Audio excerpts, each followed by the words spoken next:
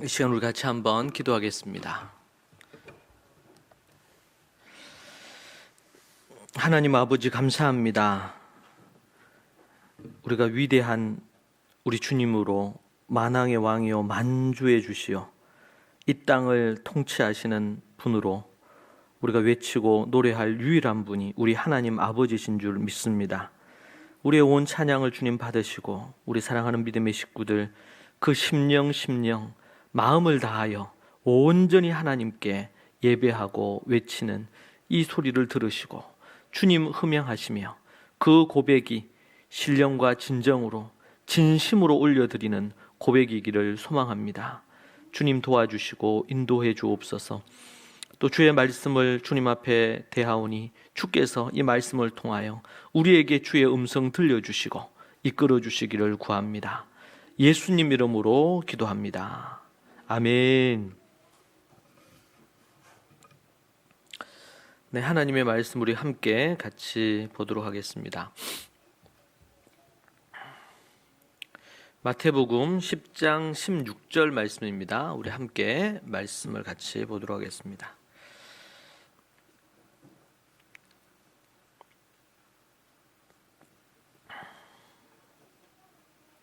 마태복음 10장 16절 말씀 10장 16절입니다. 우리 한 목소리로 같이 말씀을 읽도록 그렇게 하겠습니다.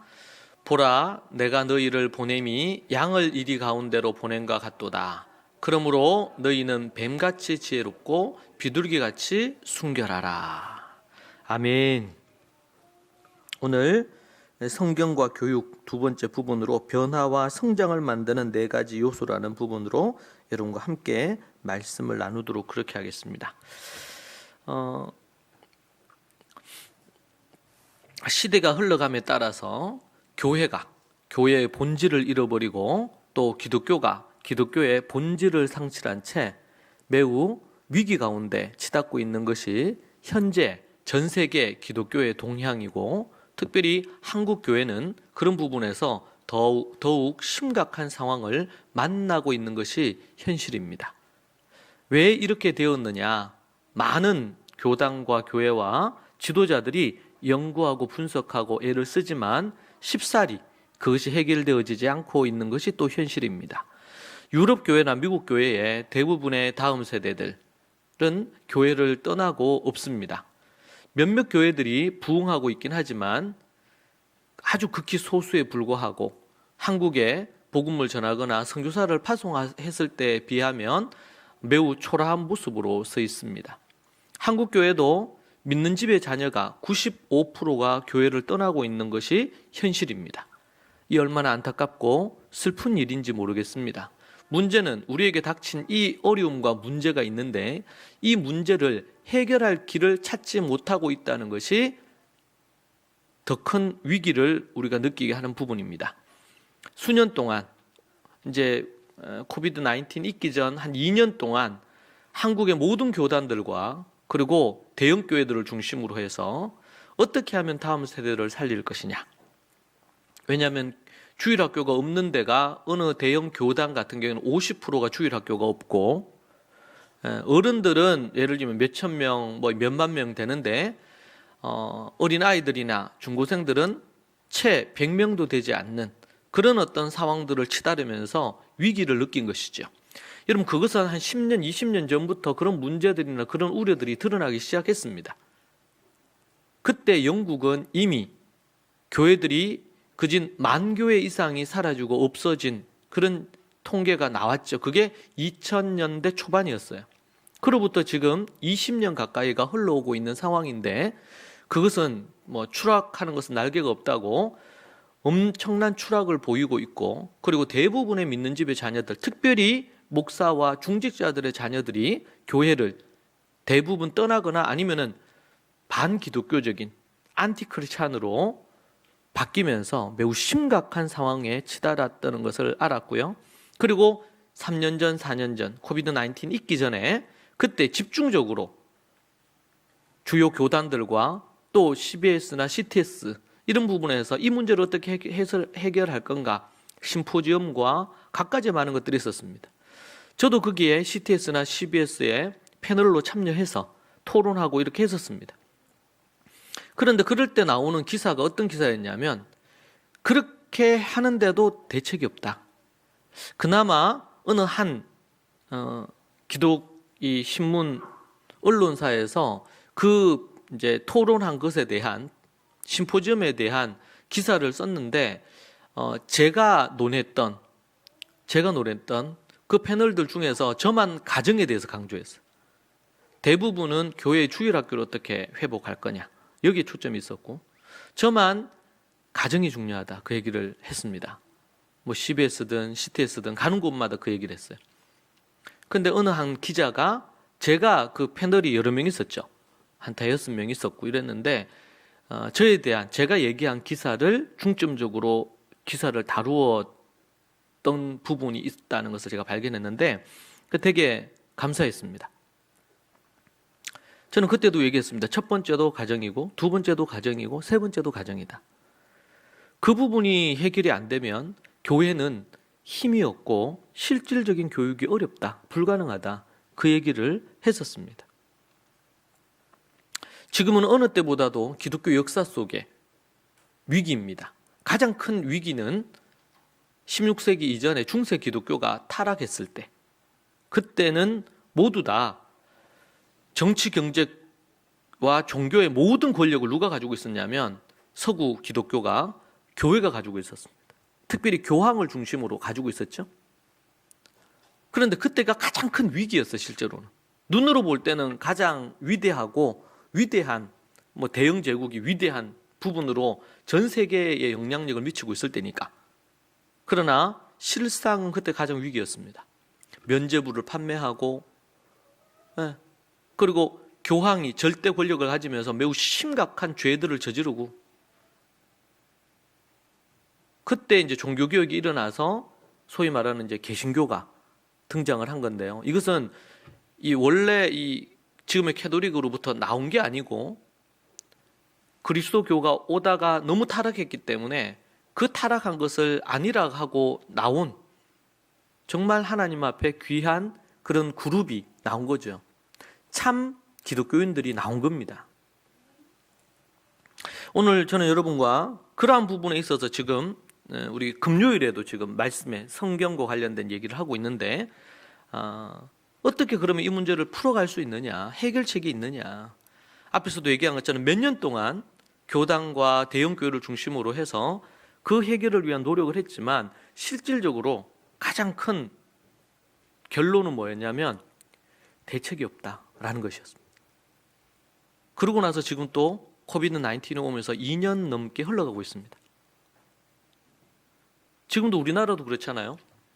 이번 주에는 하나님 앞에 기도하면서 그런 생각이 들었어요. 우리 교회가 저출산의 문제와 관련해서 정말 우리가 어떤 위원회 기구를 만들든지 해서 이 저출산의 문제를 솔직히 국가도 해결을 못해요. 몇 번의 정권이 지나갔지만 이제 그 정권들이 내놓는 이런 정책들을 볼 때 그때마다 제가 어떻게 이렇게 하면 안 된다 이렇게 제가 얘기했던 적이 몇 번 있습니다. 근데 거기에 여러분 수조를 투자를 해요. 수십조를 투자를 합니다. 최근에 뉴스에는 이제 2명, 3명이었는데 2명을 낳기만 해도 많은 혜택을 주겠다.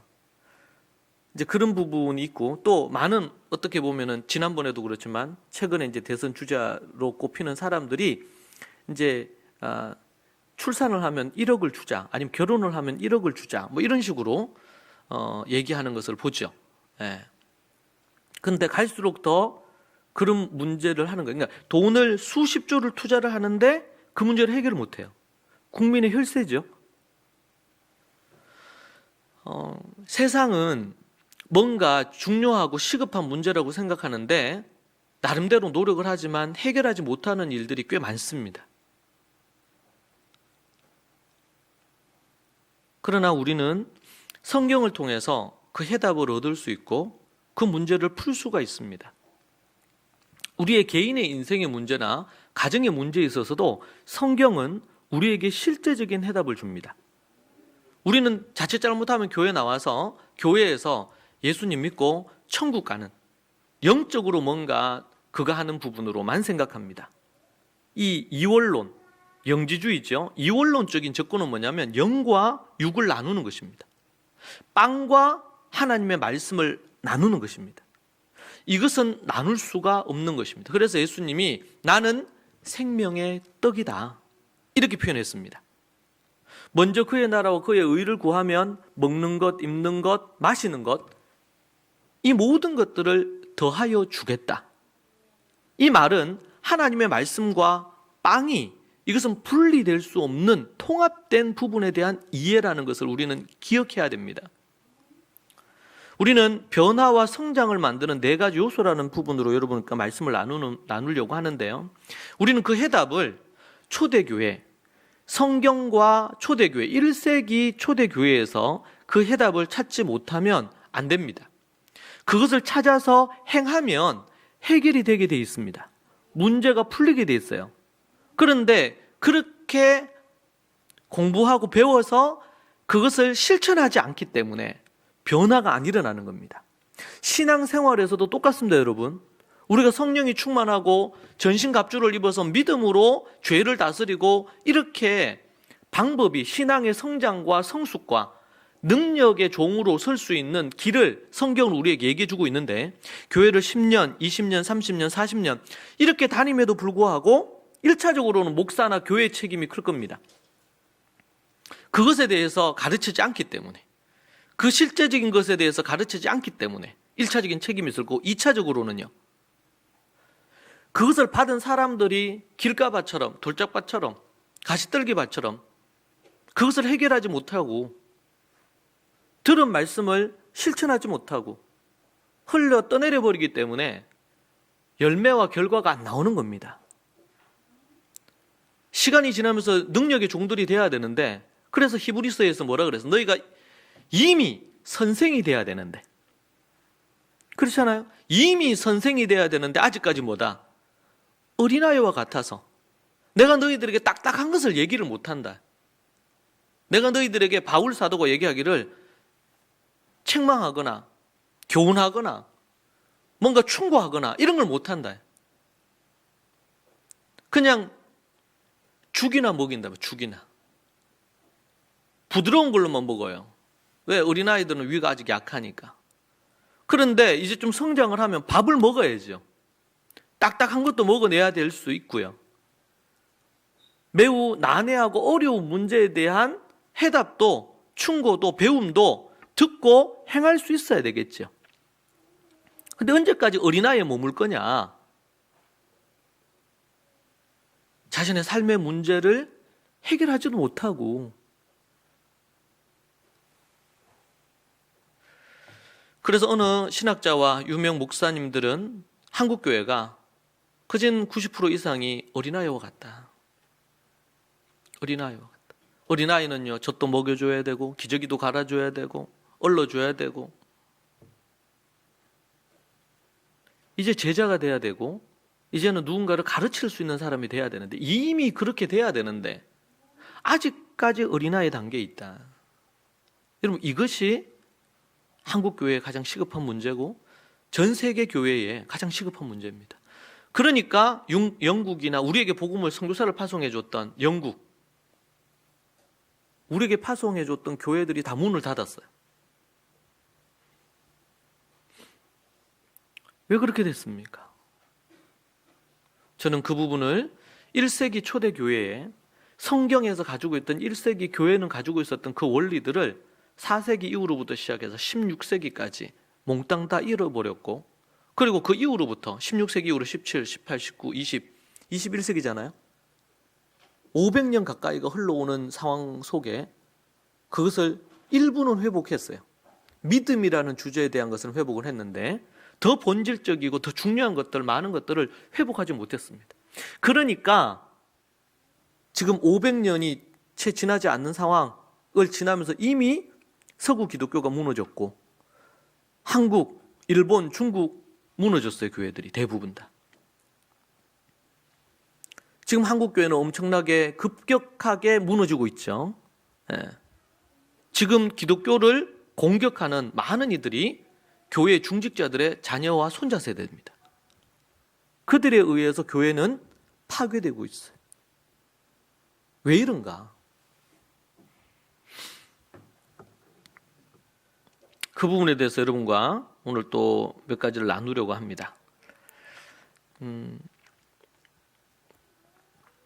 초대 1세기 교회에는 여러분 아이들이 임신되기 전에 임신되면 이제 강보 교육이라고 해서 그렇게 말씀 교육을 합니다. 태교죠, 태교. 근데 그 이전의 것을 알아야 돼요.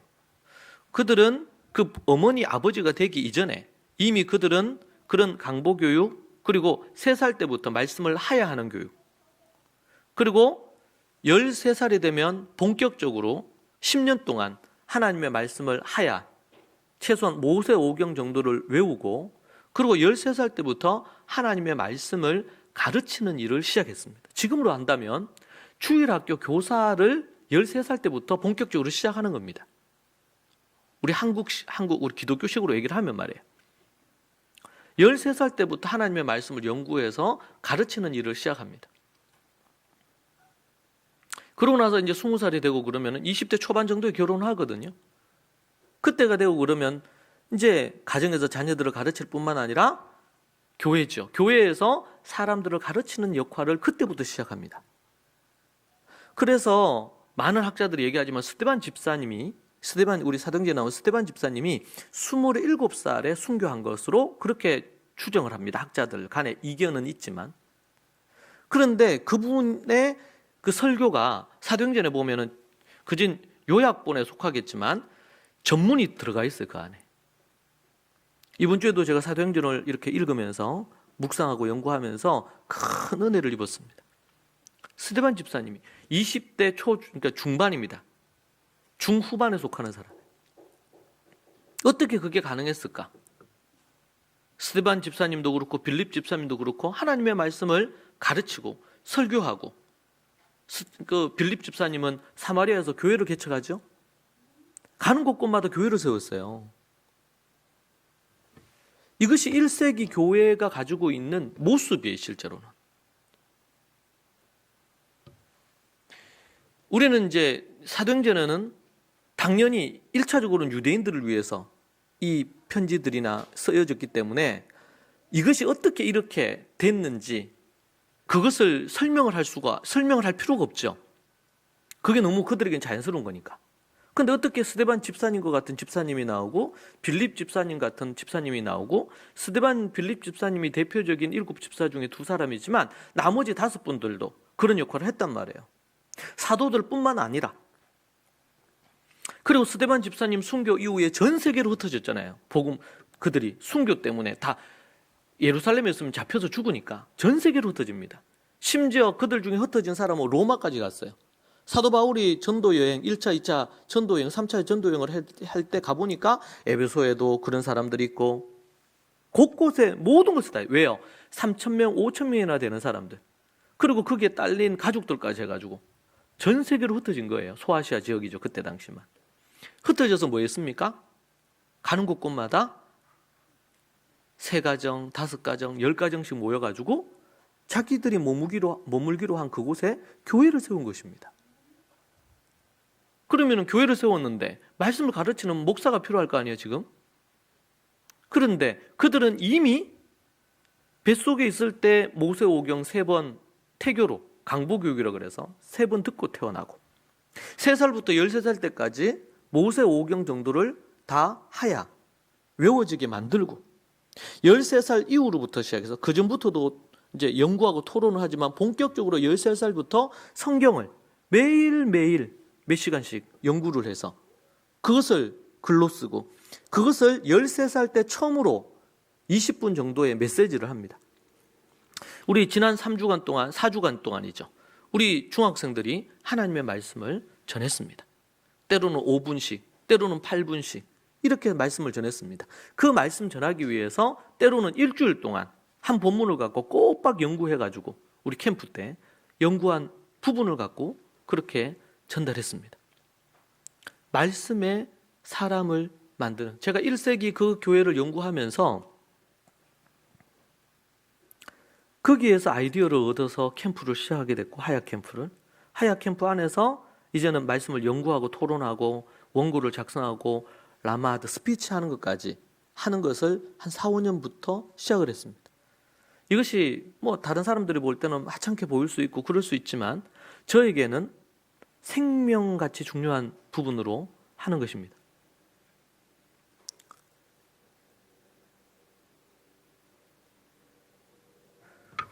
우리는 성경을 읽을 때 성경 말씀 자체가 너무 중요하지만 그러한 어떤 결과들이 나오게 된 배경이 무엇인지 성경의 배경과 이스라엘의 문화와 교육과 풍습과 전통을 알아야지 그 본문들이 의미가 더 있게 다가옵니다.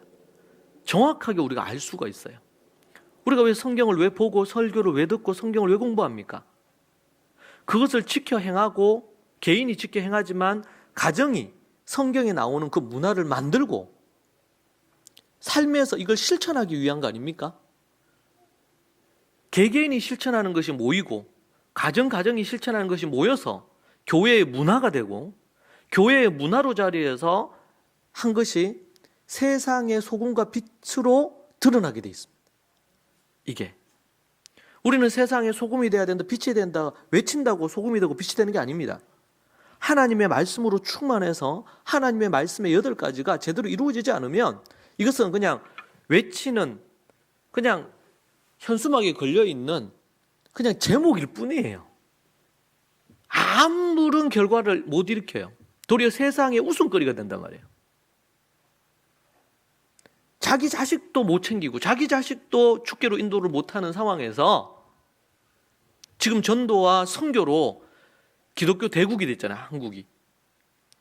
그런데 다음 세대인 우리 자녀 세대로 95%를 잃어버렸어요. 이제는 선교사들이 수년 전부터 다시 컴백하고 있습니다. 왜요? 더 이상 한국 교회들이 선교지에 후원을 못해요. 왜? 교회가 줄어드니까. 교회가 줄어들고 대형 교회들이 교인들이 줄어드니까 선교지로 선교비를 못 보내요. 그래서 제 선배, 후배, 동료들 6, 7년 전부터 컴백합니다. 아니면 거기에서 잡을 갖고 일을 하면서 복음을 전하든지. 전략적으로 실패한 거예요.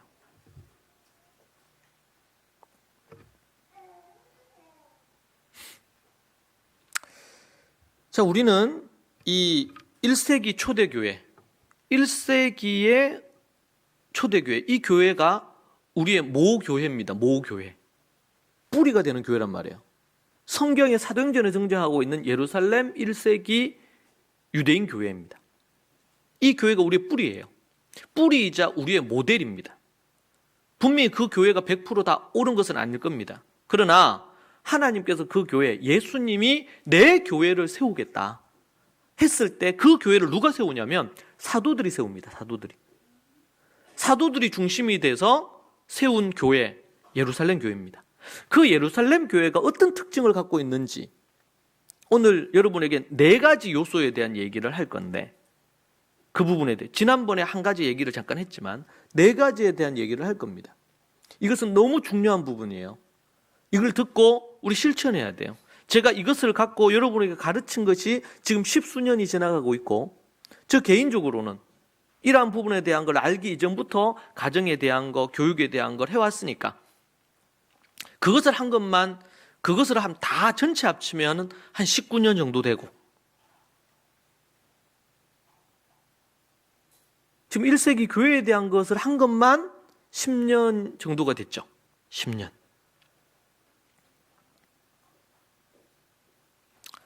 그래서 저도 새로운 길을 가고 있습니다. 자, 그래서 우리가 그 4가지를 얘기하기 위해서 우리가 좀 필요한 것이 몇 가지 있는데 그 한 가지가 뭐냐면요. 무엇을 버리고 무엇을 취할 것인지를 생각해야 됩니다. 우리는 1세기 교회를 생각할 때에 무엇을 버리고 무엇을 취할 것이냐 우리가 생각해야 됩니다. 바울은 유대교에 있었던 사람이죠. 갈라디아서 말씀에 보면 유대교에 충성스러웠던 사람입니다. 그는 랍비였습니다. 선생님이었죠. 율법 학자였습니다.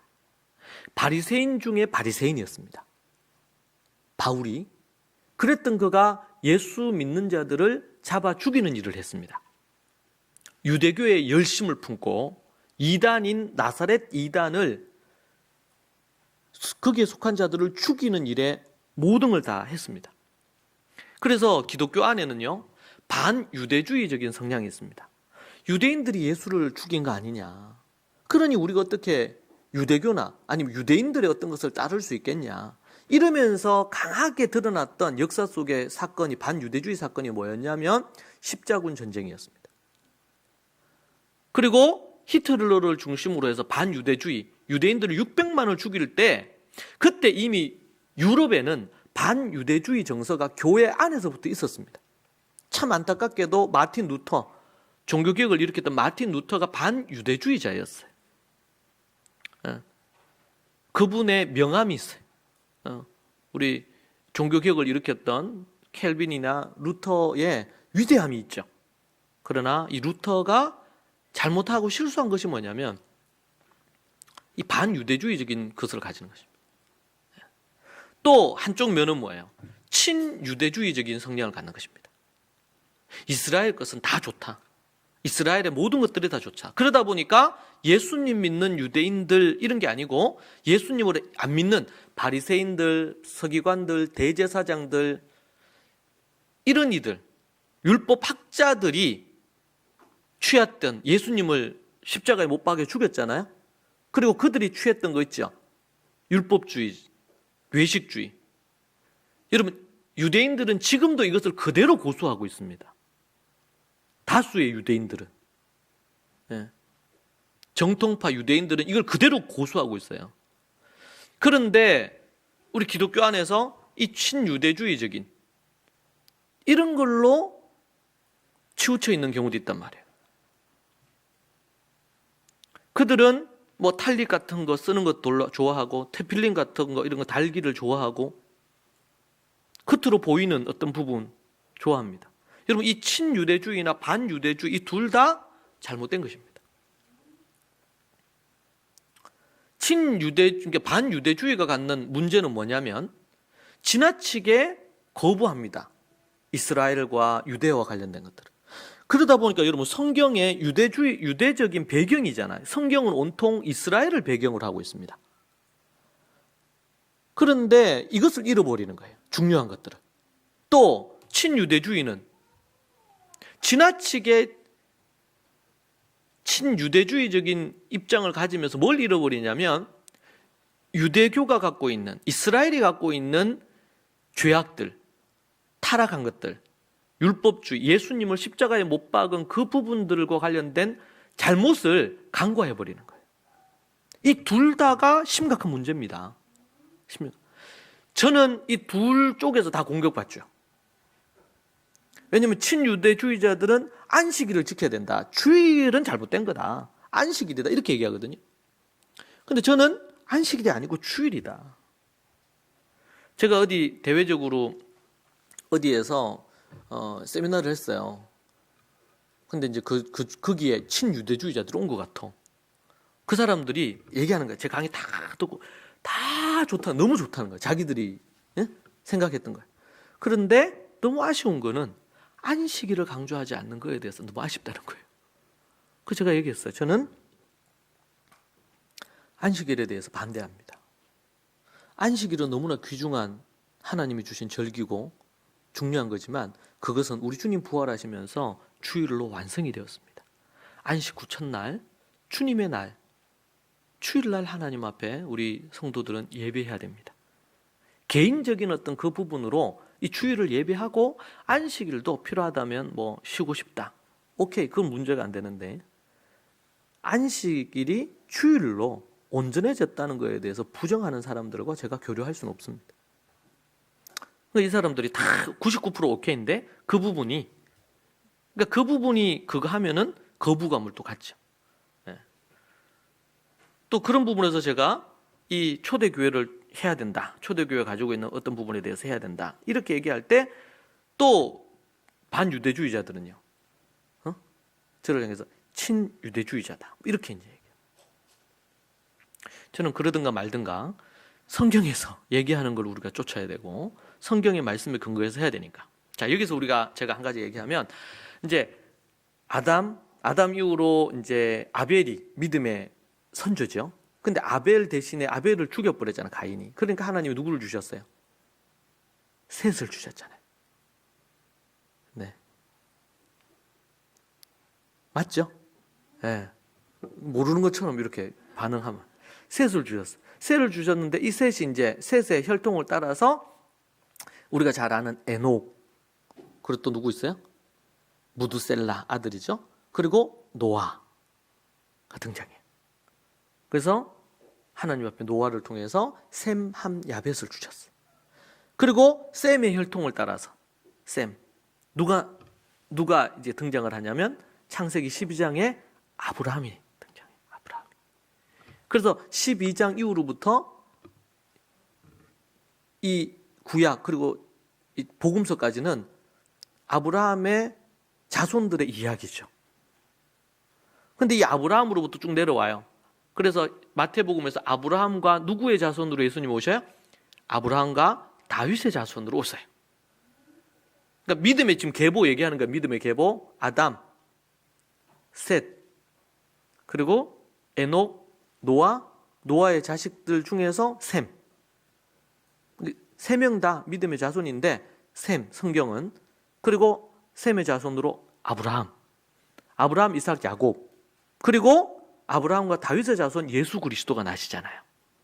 그죠? 이렇게. 자, 그 사이에 다윗 이후로 등장하는 인물이 있다면 선지자들, 우리가 잘 아는 이사야, 예레미야, 다니엘, 에스겔, 선지자 쭉 나와요. 자, 그리고 말라기를 거쳐가지고 누가? 예수 그리스도가 이 땅에 오십니다. 자, 여기까지 따라오셨어요? 네, 여기까지. 중요해요, 지금. 나왔어. 자, 그리고 나서 여러분들 예수님 당시에 여러분 우리가 성경을 한 부분을 보죠. 갈라디아서 볼까요? 갈라디아서 1장을 보십시다. 갈라디아서 1장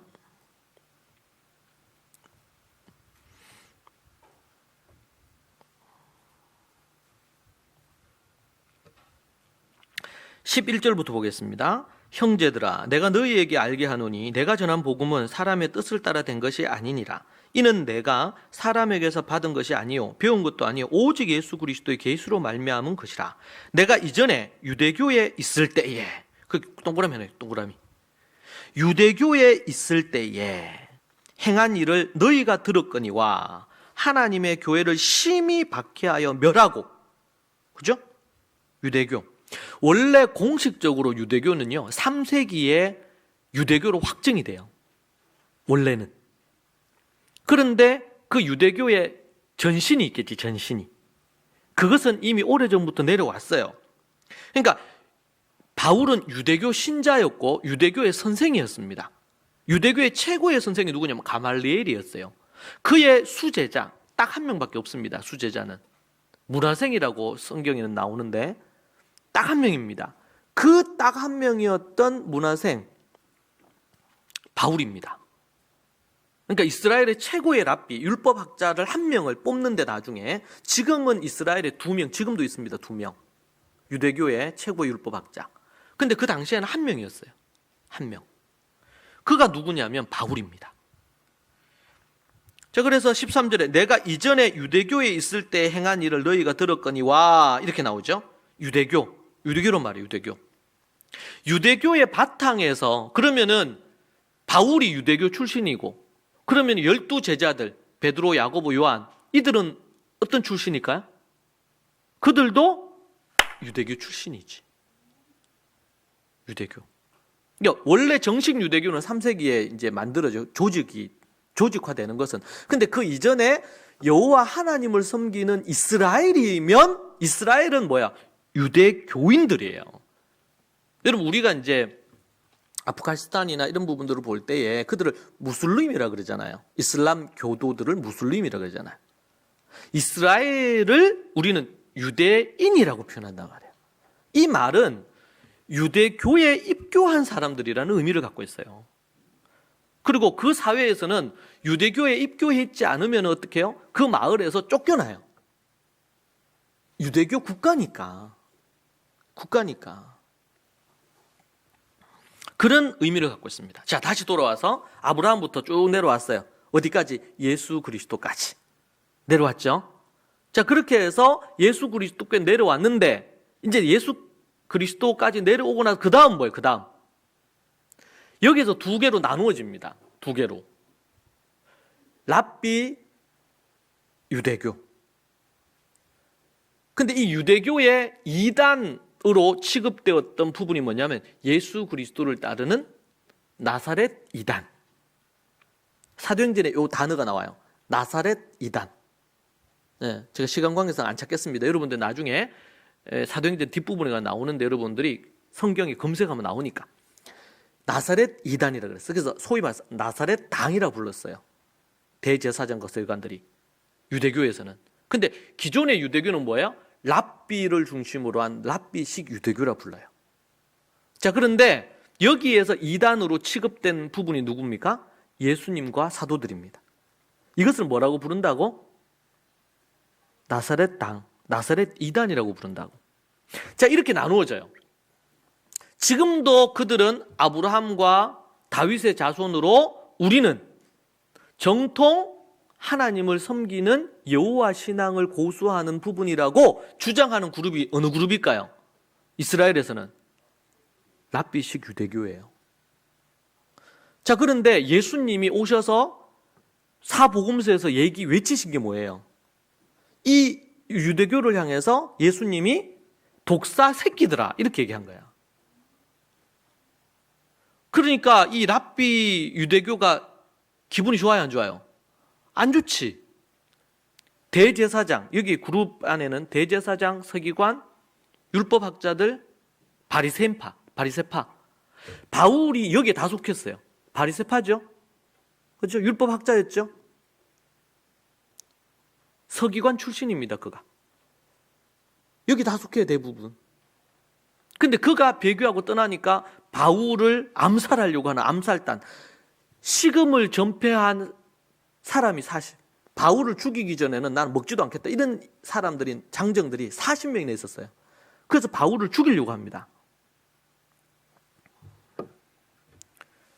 자, 쭉 내려왔어요. 쭉 내려와서 어디에서? 예수님을 기점으로 어떻게 됐어요? 이때부터 나누어집니다. 그래서 예수님이 얘기한 거 보면 이것은 예수님이 어떤 예를 들면은 나사렛 당을 만들려고 만드는 게 아니죠. 예수님은 지금 저들에게 이 독사의 새끼들아 얘기하고 하나님의 말씀을 가르쳤던 건 뭐며 산상수훈에서 얘기하셨던 게 뭐예요? 얘기하셨던 게 너희들이 지금 가고 있는 길이 잘못된 길이니까 회개하고 돌이키라는 거예요. 그래서 예수님 이전에 침례 요한이 얘기하셨고 예수님이 또 얘기하죠. 회개하라고. 이 회개하라는 것은 예수님 안 믿는 사람들한테 회개하라는 게 아니고 이스라엘에게 회개하라고 얘기한 거예요. 회개하라고. 돌이키라는 거예요. 어디에서? 더 이상 유대교에 머물지 말고 너희들의 장로의 유전이나 전통을 따르지 말고 하나님의 말씀을 제대로 지켜 행해라 한 거예요. 그렇게 해서 예수님이 산상수훈에서 가르쳤죠. 예수님이 많은 설교를 하면서 가르쳤잖아요. 자, 그래서 그러면은 아브라함과 다윗과 그리고 선지자들, 다니엘이나 느헤미야나 믿음의 선조들의 이 흐름이 어디로 가는 겁니까? 유대교로 가는 겁니까? 아니란 말이에요. 어디로 가요? 소위 그 당시에 이단으로 취급되었던 나사렛 당으로 가요. 거기에 주도하는 인물들이 누구예요? 12사도와 사도 바울이죠. 그죠? 그리고 예루살렘의 교회의 총회에 머리로 있었던 건 예수님의 동생 야고보입니다. 예수님 동생 야고보가 수장이 돼요.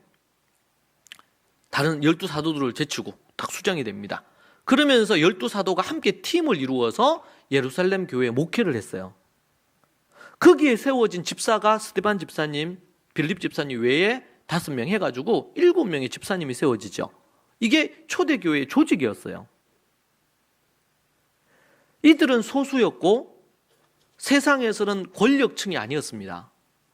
근데 그 당시에는 대제사장들, 서기관들, 바리새인들, 그죠? 율법학자들, 사내들인 공회라 그러죠. 정치이자 종교의 최고의 결정기관이에요. 그들이 사도들을 죽이기로 작정을 하죠.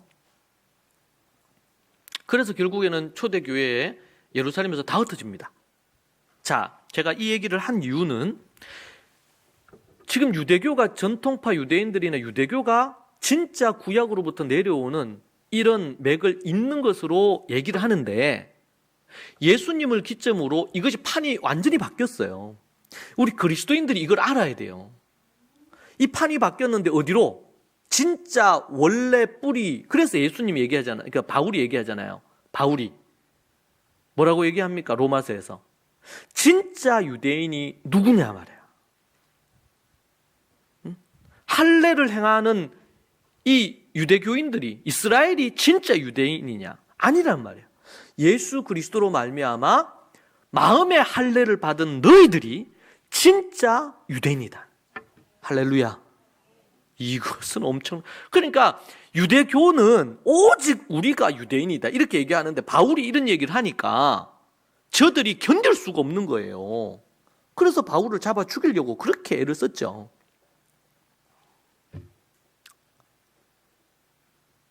여기까지 이해됩니까? 그래서 사도 바울이 로마서뿐만 아니라 에베소서에서도 이제는 유대인이나 이방인이나 이게 중요한 게 아니다.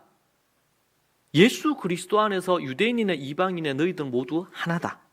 그래서 그것을 뭐라고 얘기했냐면 영어로 new man입니다. 새 사람이다. 이렇게 표현했어요. 새 사람.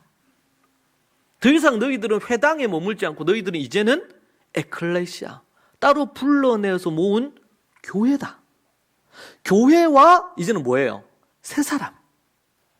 이제는 더 이상 유대인이나 이방인이라는 게 중요한 게 아니고 이제는 예수 그리스도를 믿고 거듭난 너희들이 진짜 유대인이다. 하나님의 사람이다.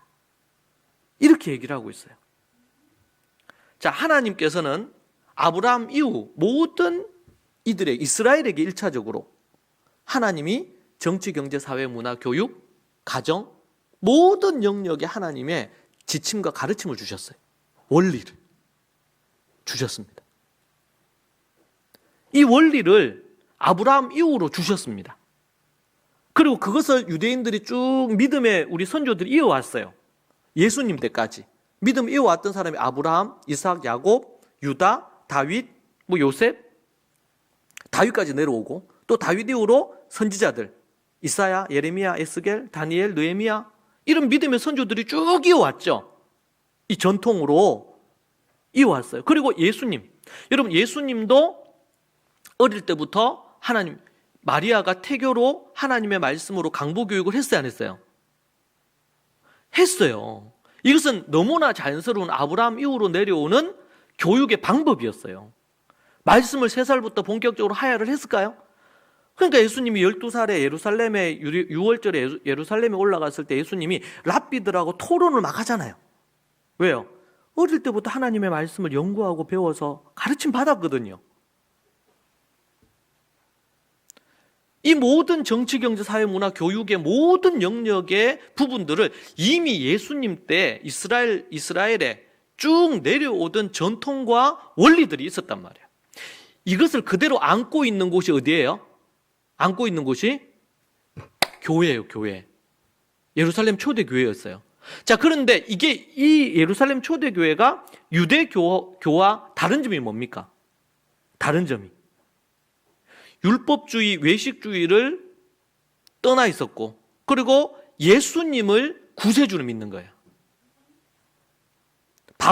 바울이 예수님 믿고 나서 그가 배우고 익혔던 모든 유대교적인 전통들을 다 버렸느냐? 아니에요. 흘러내려오는 좋은 것들이 많이 있단 말이에요, 지금. 그런데 뭐를? 예수가 그리스도라는 것이 바울에게 딱 오면서 그가 거듭나죠. 그러면서 그의 인생이 완전히 바뀌게 됩니다. 180도 다메섹에서. 그리고는 그가 하나님의 말씀을 가르치고 사도들이 많이 있었지만 사도 바울이 율법학자요 최고의 학자였어요. 율법학자. 그러니까 그가 로마서나 그래서 신약 성경에 27권 중에 절반 이상을 누가 쓰냐면 사도 바울이 씁니다. 그가 어떻게 보면 기독교의 기본적인 틀을 만들어요. 교회의 틀을 만듭니다. 하나님이 그렇게 사용하시려고 바울을 부른 거예요. 자, 제가 이렇게 길게 여러분에게 이 얘기를 한 이유는 우리가 지금 1세기 교회에서는 아까 전에 앞에서 얘기한 것처럼 스데반 같은 인물, 빌립 같은 인물들이 나오는데 기독교회에서는 지난 2000년 동안 그런 이런 인물을 찾아보기가 참 극히 드물고 교회 안에 목사나 신학자나 뭐 선교사들은 어떤 그런 부분을 하는 것처럼 보이지만 성도들은 교회 나와서 예배 정도 드리면 다 되는 것 정도로 생각을 하고 그렇게 하고 다음 세대들은 지금도 유대 교회, 제가 이스라엘에 가보면 유대 교회는요 다음 세대들이 교회를 떠나는 게 0.1%도 안 떠나요. 우리는 95% 떠났는데 이스라엘에는 0.1%도 1%도 안 떠난다니까요. 왜 그럴까요? 유대 교회는 지금도 부흥하고 있어요. 2000년이 지났는데 우리는 기독교 역사가 130년 좀 지났는데 무너지고 있고 거기는 2000년이 지났는데도 갈수록 더 성도들이 늘어나고 믿는 자들이 늘어나고 자녀들이 다음 세대들이 한 명도 안 떠나요. 0.1%도 안 떠난단 말이에요. 왜 그런가? 초대교회가 갖고 있던 이 본질적인 것을 이어갖고 있기 때문에 그렇다고 저 개인적으로 성경을 연구하고 현장을 가면서 결론을 내린 거고 그러한 부분에 있어서 우리가 그들이 갖고 있었던 것 특별히 교회와 관련된 부분을 생각해 봅시다. 교회와 관련된 부분에 있어서 그들이 버리지 않았던 것들이 특별히 4가지가 있단 말이에요. 이것을 다시 회복하면 이 시대 교회도 1세기 교회와 같은 부분으로 다음 세대에 잃어버리지 않고 가정이 말씀의 가정이 되고 그리고 교회가 주님 오실 때까지 든든하게 세상은 타락해 가지만 그리고 우리 다음 세대들을 잃어버리지 않고 계속 유지하며 나아갈 수 있다는 것입니다. 할렐루야. 이게 너무 중요한 부분이에요. 자, 그러니까 우리는 어떻게 해요? 그 아브라함으로부터 내려오고 그 이전으로 가면요. 노아, 그 위로 가면은 셋까지. 이런 모든 것의 전통을 이어가는 부분이 유대교가 아니고 어디다? 교회다. 예수 그리스도를 따르는 나사렛 당이다. 그리고 유대교에 있는 사람들도 하나님을 믿으니까 그들이 회개하고 주님께로 나아오게 되면 예수님을 구주로 믿으면 그들이 나사렛 이단이 되는 거죠. 그 당시의 이름으로 한다면 나사렛 당이 되는 거예요. 여러분,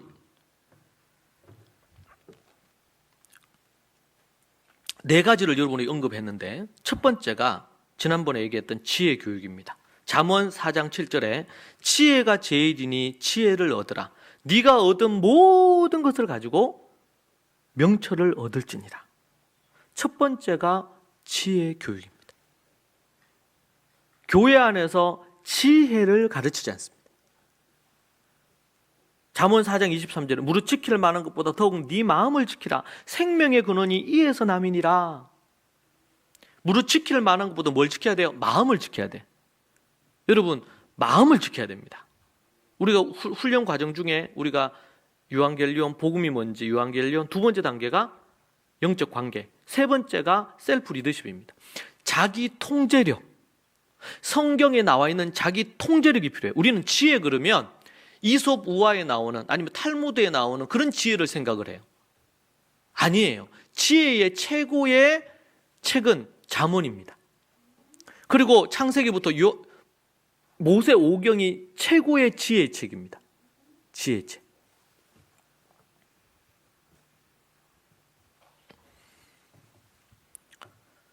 성경에서는 지혜로 가득합니다.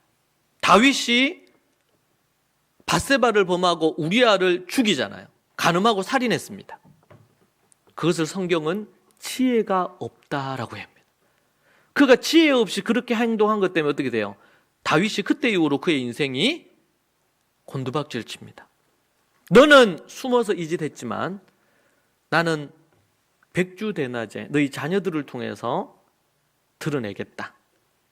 그렇게 얘기하면서 그의 인생이 아주 어두움으로 치닫게 되는 부분입니다. 첫 번째가 교육이 지혜 교육입니다. 성경은 창세기부터 요한계시록까지, 요한계시록은 어떤 지혜입니까? 종말에 어떻게 말세를 준비하면서 살아야 될지에 대한 미래의 보고서를 통해서 지혜를 줍니다. 그래서 깨어 근신해야 돼. 깨어 근신하는.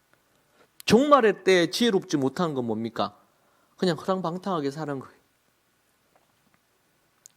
언제 우리 주님이 도둑처럼 오신다 그랬는데, 도적처럼 온다 그랬는데 그것을 망각하고 이 땅의 것에 마음을 두고 그냥 살아가는 거예요. 지혜가 없는 것이죠. 지혜가 없어요. 이 시대에 많은 교인들이 지혜가 없는 경우들이 너무 많습니다. 많은 기독교 정치인들도, 심지어 목사들도 할 말이 있고 안 할 말이 있고, 분별을 해야 되는데 지혜롭게 말하지 않고, 그들이 믿음이 없는 건 아니에요. 근데 지혜 있게 말하지 않는 것 때문에 많은 문제들이 생겨요. 그래서 지혜가 제일이니 지혜를 얻으라. 성경은 온통 지혜로. 그러니까 여러분, 지혜가 제일이니, 아니 믿음이 제일 아닙니까? 아니 고린도전서 13장을 하면 사랑이 제일이니 이렇게 얘기해야 되지 맞지 않습니까? 근데 성경에서 가장 제일로 얻어야 될 거를 얘기를 하는데요, 그거 뭐냐면 지혜. 예수님은 지혜의 그냥 결정체예요. 그분이 이 땅에 계시면서 하신 말씀 하나하나가 다 지혜입니다. 지혜. 신앙생활을 오래 해도요, 교회를 오래 다녀도 지혜롭지 못한 사람들이 많아요. 여러분, 성경을 연구하고 제대로 공부를 해서 지혜를 얻어야 돼요. 지혜를. 여러분, 잠언, 이 말씀은, 잠언 우리 앞에서 얘기한 4장 7절 말씀은요, 이것도 성경 말씀이잖아요. 하나님의 말씀이잖아요. 지켜도 되고 안 지켜도 되는 이런 말씀 아니잖아요. 지혜가 제일이니 지혜를 얻어야 된다.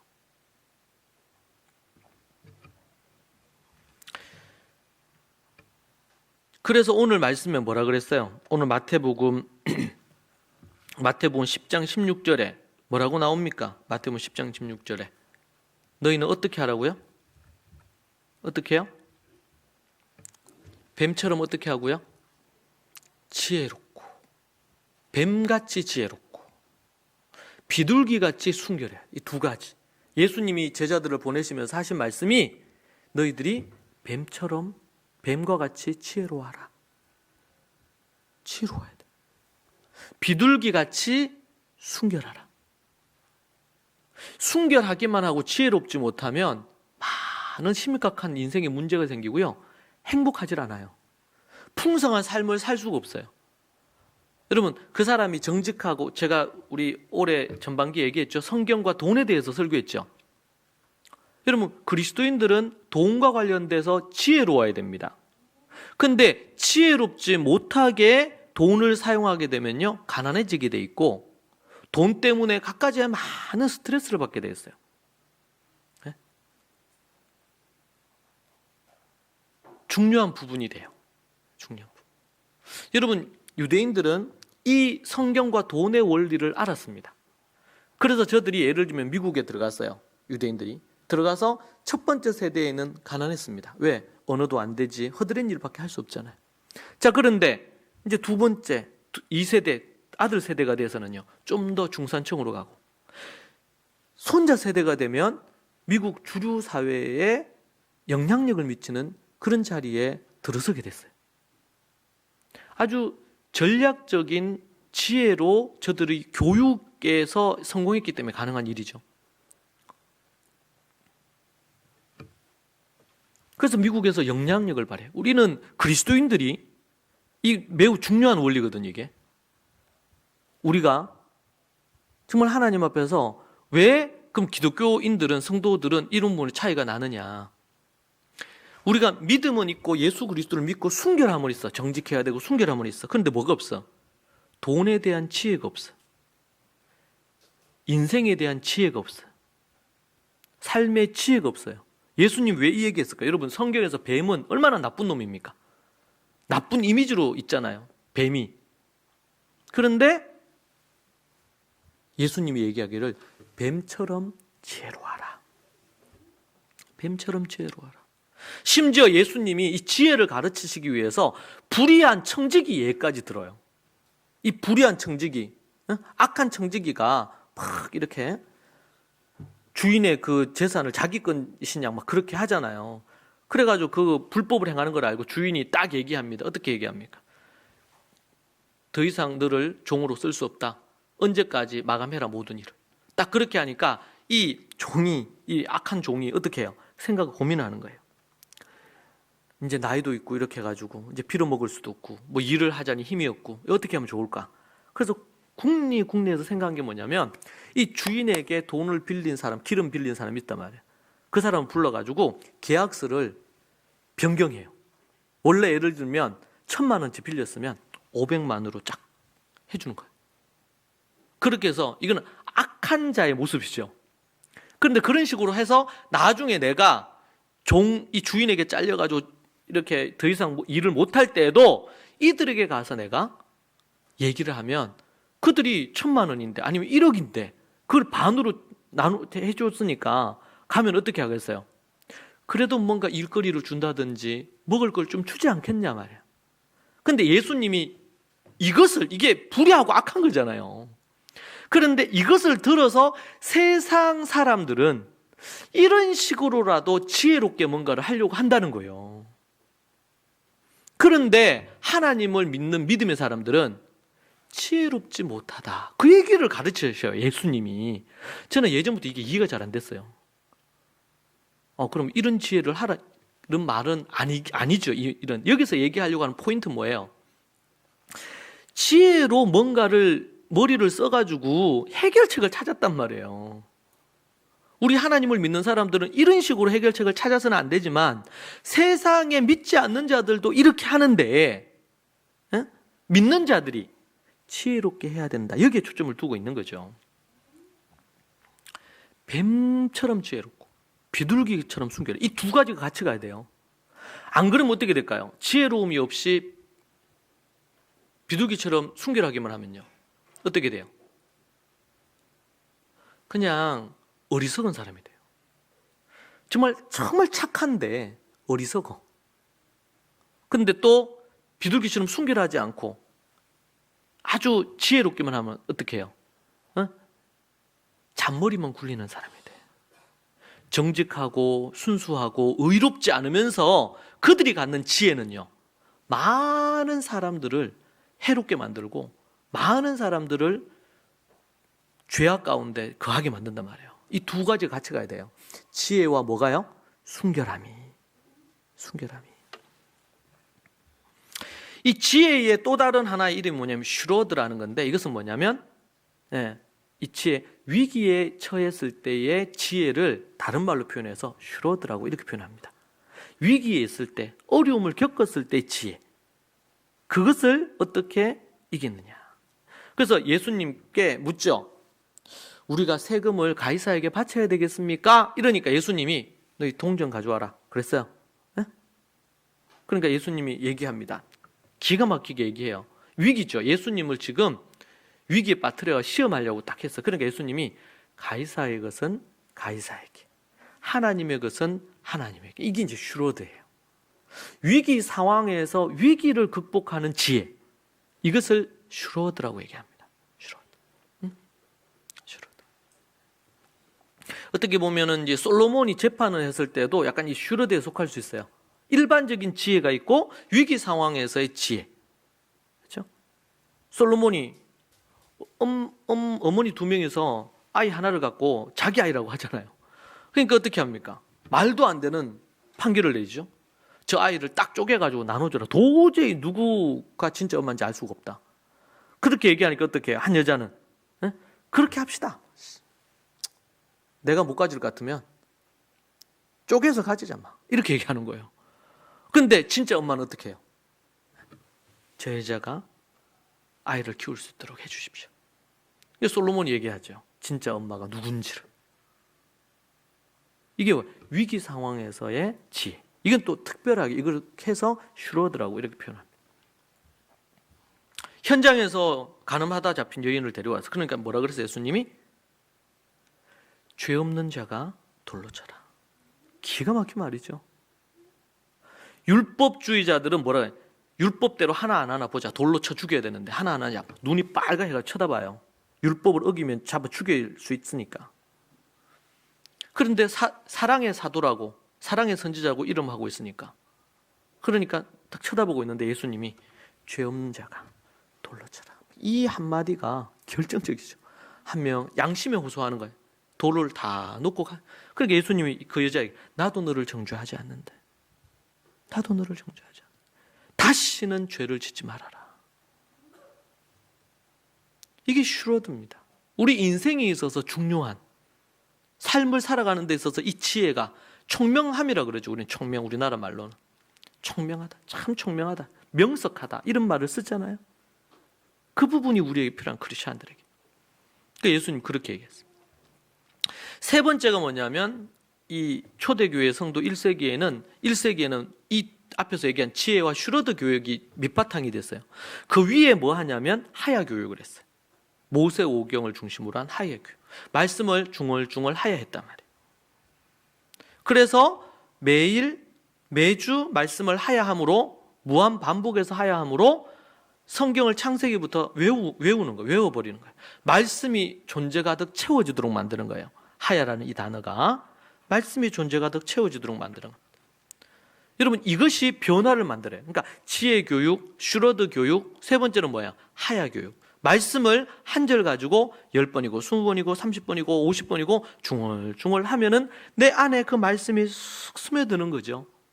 그래서 그 말씀이 나를 지배하기 시작해요. 내 존재에, 내 세포 하나하나마다 하나님의 말씀이 들어오는 거예요. 이게 아브라함 이후로부터 예수님 때까지 내려왔던 하나님의 말씀을 하는 거예요. 이걸 보통 암송이라고 하는데 암송하고는 달라요. 암송은 내가 외우는 거잖아. 외우는 것의 목적이 아니고 말씀을 중얼중얼 읊조려서 내 안에 채우는 것입니다. 근데 그렇게 채우다 보니까, 너무 사랑해서 계속 하다 보니까 어떻게 돼요? 다 외워져 버리는 거예요. 자, 이렇게 해서 외워지니까 뭐예요? 외워지니까 뭐가 돼요? 일반 학문적으로, 교육학적으로 생각하면요, 암기력이 뛰어나지는 거예요. 여러분, 교육에 있어서 절반은 50%는 암기입니다. 암기. 그런데 이 초대교회 1세기에는 어떻게 암기력이 높아지게 됐냐면, 저들이 하나님의 말씀을 중얼중얼해서 하다 보니까 성경을요, 창세기를 다 외워버렸네, 출애굽기를 다 외워버렸네요. 그러다 보니까 암기력이 높아져요, 안 높아져요? 암기력이 높아지는데 일반 학문을 해. 일반 학문을 하는데 그게 그냥 몇 번 보면 다. 그래서 제가 우리 코엔대고 우리 제 스승이신 우리 게리 코엔 박사 같은 경우에는 그냥 한 번 쭉, 두 번 쭉 보면 다 외워져 버리는 거예요. 이게 대단하죠. 우리나라에서는 또 이런 얘기하고 그러면, 그렇게 암기력이 좋게 하기 위해서 자꾸 애들은 뭔가 하야를 시키는 거예요. 이 주객이 전도됐어요. 하나님을 사랑하고 하나님의 말씀을 너무 좋아해서 이렇게 하는 게 맞는데. 그리고 이제 네 번째는 말씀을 연구하고 토론하여 가르치는 것입니다. 말씀을 연구하고 토론하여 가르친다. 그래서 중요한 게 질문이 중요한 거예요. 질문. 궁금한 것에 대해서 우리나라에서는 그냥 무조건 외워라 이렇게 하잖아요. 그러니까 이게 외우는 것도 안 되고 이해력도 제대로 안 돼요. 그냥 외우는 게 아니고 뭡니까? 왜 그런지 질문하고, 그렇게 해서 그 답이 무엇인지 찾고 이렇게 하는 거죠. 그리고 연구하고 토론하고 가르쳐 보는 거예요. 그래서 12살, 13살 때부터 본격적으로 가르치는 일을 합니다. 자, 정리해보면 네 가지 얘기했는데 그 바탕에 뭐예요? 지혜. 여러분, 지혜와 슈로드가 이루어지려면요, 중요한 것이 마음밭을 만들어야 돼요. 옥토와 같은 마음밭이 없으면 지혜와 총명이, 그리고 슈로드가 만들어지지 않습니다.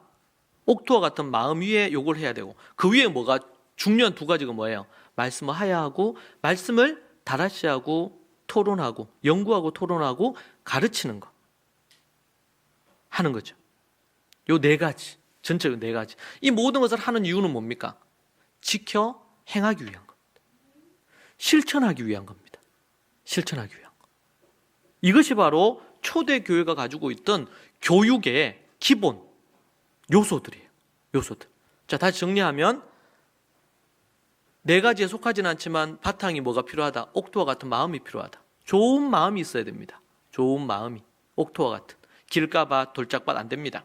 좋은 마음. 그 위에 뭐가 있고요? 예, 지혜가 있어요. 지혜, 슈러드 있어요. 그 위에 뭐가 있어요? 하야. 예, 말씀 하야 하는 거. 그리고 연구하고 토론하고 가르치는 거. 예. 그리고 이 모든 것들을 아우르는 게 뭐예요? 그것을 지켜 행하는 거. 예. 이것을 통틀어서 뭐라? 말씀을 통한 변화와 성장을 만들어내는 네 가지 요소입니다. 그리스도인들이 교회를 나오는데도 왜 변화가 일어나지 않느냐? 요 요소들을 하나하나 배워서 실천하지 않기 때문에. 왜 우리 자녀 세대들이 지혜가 없고 거룩하거나 순결하지 않고 그리고 또 이러냐? 바로 이런 부분을 교육하지 않기 때문에. 그래서 제가 그걸 압축해서 말씀의 8가지라고 제가 정리를 한 겁니다. 1세기 초대교회를 보니까 말씀에 8가지가 있어. 읽고 묵상하고 연구하고 토론하고 이런 게 쭉 8가지. 읽고 묵상하고 하야하고 연구하고 토론하고 글을 쓰고 가르치고 실천하는 것까지. 이게 1세기 교회가 가지고 있던 특징이다. 특징이다. 제가 여러분에게 영상 하나를 여러분에게 보여드리겠습니다. 제가 저희 어머님 영상인데 여러분에게 보여드리도록 하겠습니다. 한번 보고 제가 기도하고 제 설교를 마칠게요. 준비된 영상. 자자 그에게 거룩한 기름 전념이 지나고 지내더니 이 한 번을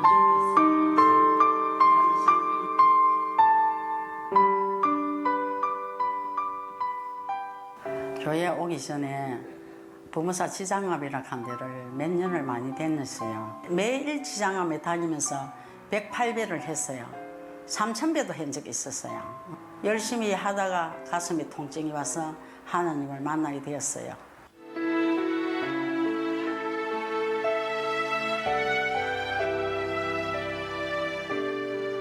제가 풍이 왔어요.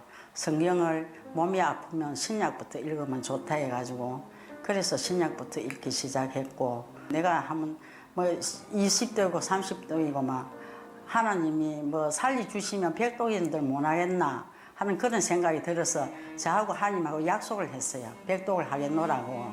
10년만 하나님이 저를 살려주시면 백독을 하겠다고.